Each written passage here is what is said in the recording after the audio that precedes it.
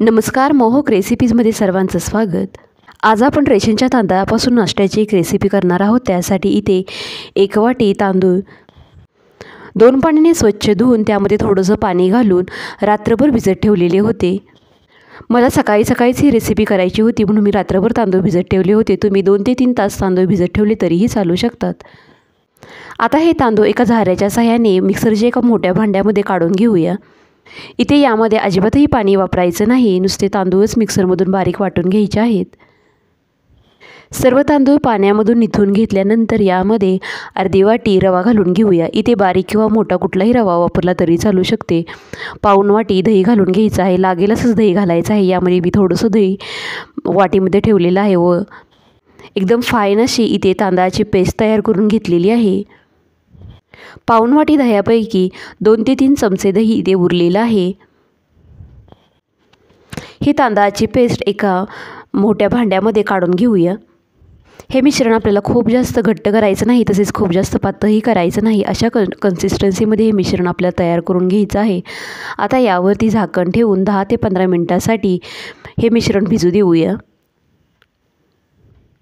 15 मिनिटांनंतर इथे 2 ढोकळा प्लेट्स घेतलेल्या आहेत। या दोन्ही प्लेट्सला एका ब्रशच्या सहाय्याने थोडंसं तेल लावून घेऊया। तसेच ज्या भांड्यामध्ये आपण हा तांदळाचा ढोकळा शिजवणार आहोत त्या भांड्यामध्ये अर्धा तांब्या पाणी गरम करत ठेवलेलं आहे। आता हे तांदळाचं मिश्रण चांगलं फुगलं गेलेलं आहे। आता यामध्ये चवीपुरतं मीठ, यामध्ये 1 चमचा मिरची, लसूण व आल्याची पेस्ट घालून घेऊया। 1 चमचा जिरे घालूया। 1 चमचा पिठी साखर घालून घेऊया।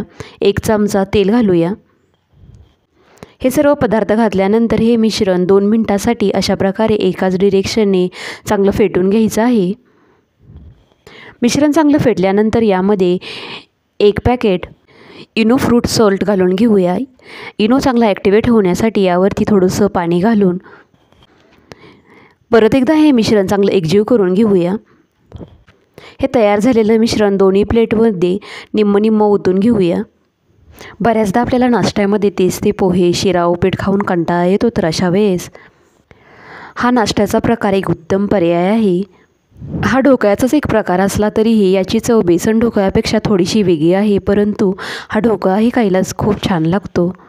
आता यातील एका प्लेटवरती लाल तिखट असं थोडंसं भुरभुरायचं आहे।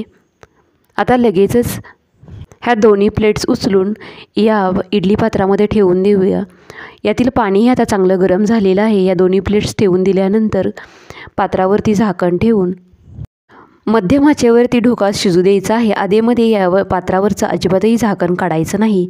15 मिनिटांनंतर ढोकळा कसा शिजला आहे ते चेक करूया। हाताचं बोट थोडंसं पाण्यामध्ये बुडवून ढोकळ्यावरती लावल्यानंतर हाताला अजिबातही ढोकळा चिकटत नाही, म्हणजे आपला ढोकळा चांगला शिजलेला आहे।